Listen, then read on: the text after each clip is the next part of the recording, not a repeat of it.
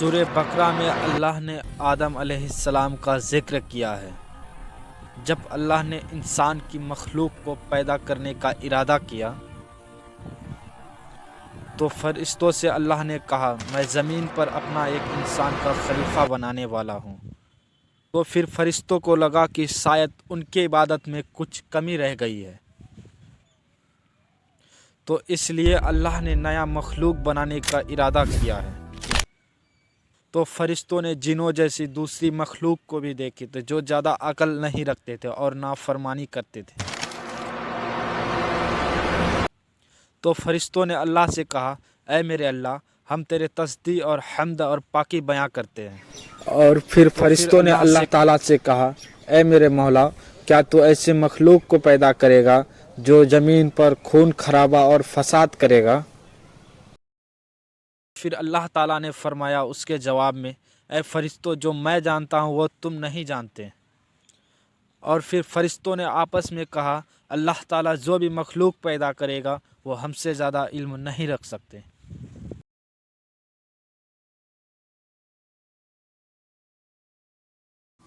اور پھر اللہ تعالیٰ نے فرشتوں کے سامنے میں حضرت آدم علیہ السلام کو پیش کیا اور فرشتوں سے کہا اے فرشتوں، تم بتاؤ ان چیزوں کے نام اگر تم سچے ہو۔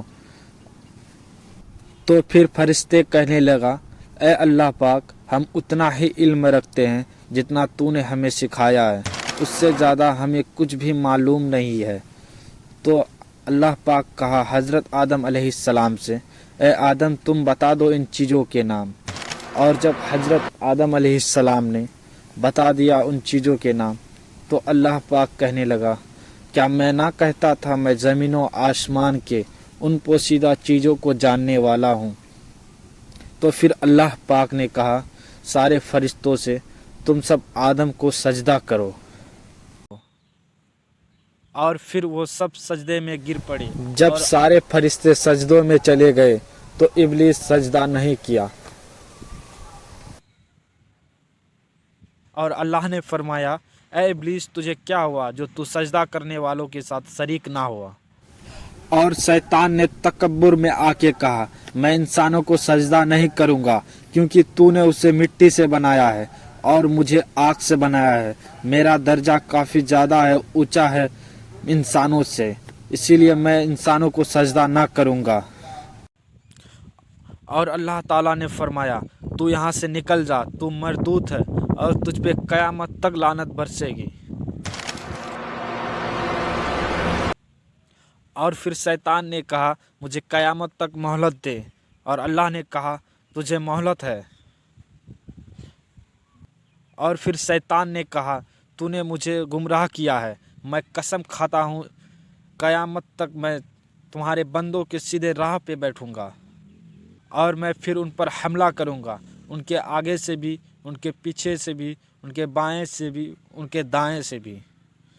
اور پھر اللہ نے کہا تو یہاں سے نکل جا، اور تم میں سے جو بھی کہنا مانے گا، تمہارا کہنا ان میں سے جو بھی مانے گا، میں ان سب کو تمہارے ساتھ جہنم کی آگ میں بھر دوں گا۔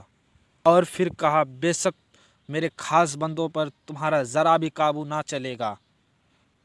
اور پھر حضرت آدم علیہ السلام کو جنت میں بھیج دیا، اور پھر جنت کی ساری خوشیوں کے ساتھ اللہ تعالیٰ نے دیکھا حضرت آدم علیہ السلام جنت میں سارے خوشیوں کے ساتھ بھی اکیلا پن محسوس کر رہا تھا۔ پھر اللہ پاک نے حضرت حوا علیہ السلام کو بنایا تاکہ حضرت آدم علیہ السلام ان سے سکون پا سکے۔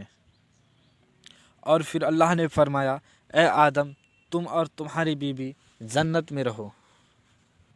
اور اللہ نے فرمایا اے آدم، تم جو چاہے جہاں سے کھاؤ، لیکن اس درخت کے پاس مت جانا ورنہ تم ظالموں میں گنے جاؤ گے۔ اور پھر شیطان نے ان دونوں کے دل میں وسوسہ ڈالا کہ اس لیے تمہارے رب نے اس پھل کو کھانے سے منع کیا ہے، کہیں تم ہم میں سے نہ بن جاؤ، کہیں تم اس پھل کو کھا کے فرشتے نہ بن جاؤ، یا پھر کہیں ہمیشہ زندہ رہنے والوں میں سے نہ بن جاؤ۔ اور شیطان نے اس طرح سے حضرت آدم علیہ السلام اور حضرت حوا علیہ السلام کو اس پھل کھانے کو مجبور کر دیا۔ اور پھر شیطان نے قسمیں تک کھا لی کہ وہ ان کے خیر خواہ ہے، ان کے بارے میں بھلائی سوچتے ہیں۔ پھل کھلانے کے چکر میں اسے پوری طرح سے بھڑکانے لگے، اور آخر اس مردود نے آدم علیہ السلام اور حضرت حوا علیہ السلام کو اس پیڑ کے قریب کھینچ ہی لیا۔ اور جب آدم علیہ السلام اور حضرت حوا علیہ السلام نے اس پیڑ کی پھل کو جب کھانے لگے تو حضرت آدم علیہ السلام اور حضرت حوا علیہ السلام کی سطح کی کپڑے کھلنے لگے، اور پھر اس پیڑ کے پتوں کو توڑ کر اپنی سطح کو چھپانے لگے۔ اور پھر اللہ نے پکارا اور اللہ کہنے لگا حضرت آدم علیہ السلام اور حضرت حوا علیہ السلام سے، کیا میں تجھے ان پیڑوں کے لیے منع نہ کر چکا تھا اور یہ نہ کہہ چکا تھا کہ شیطان تمہارا کھلا دشمن ہے؟ اور پھر آدم علیہ السلام اور حضرت حوا علیہ السلام کہنے لگا، اے میرے رب، ہم نے تو اپنے اوپر ظلم کیا ہے، اور اگر آپ ہمیں معاف نہیں کریں گے تو ہم ضرور تباہ و برباد ہو جائیں گے۔ اور اللہ نے کہا، تم سب زمین پر اتر جاؤ، تم سب کی رہنے کی جگہ اب زمین پر ہے، اور ایک مدت تک تم سب نفع حاصل کرنا، اور تم سب کو وہیں پر زندگی گزارنی ہے، اور پھر وہیں پہ مرنا ہے، اور پھر وہیں پہ پیدا ہونا ہے۔ اور پھر دنیا میں آنے کے بعد اللہ سے 40 سال تک حضرت آدم علیہ السلام نے معافی مانگی، دعا کیا، اور پھر اللہ نے حضرت آدم علیہ السلام پر رحم کھا کر اسے معاف کر دیا، اور پھر کہا تم اور تمہاری اولاد اس دنیا میں رہو۔ پھر کہا تم اور تمہارے اولاد اگر جب بھی کوئی اس دنیا میں نبی آئے اور ان کا کہنا ماننا، اور پھر کہا جو لوگ ہمارے نبی کے بات نہیں مانیں گے اور آیتوں کو جھٹلائیں گے ان کو دوزخ میں بے شک میں ڈالوں گا، اور ہمیشہ وہ دوزخ میں رہیں گے۔ اور پھر حضرت آدم علیہ السلام اور حضرت حوا علیہ السلام دنیا میں رہنے لگے، اور انہی سے انسانوں کی نسل دنیا میں شروع ہوا۔ تقریباً حضرت آدم علیہ السلام تقریباً 900 سال اس دنیا میں رہے، اور 900 سالوں کے بعد حضرت آدم علیہ السلام وفات پا گئے۔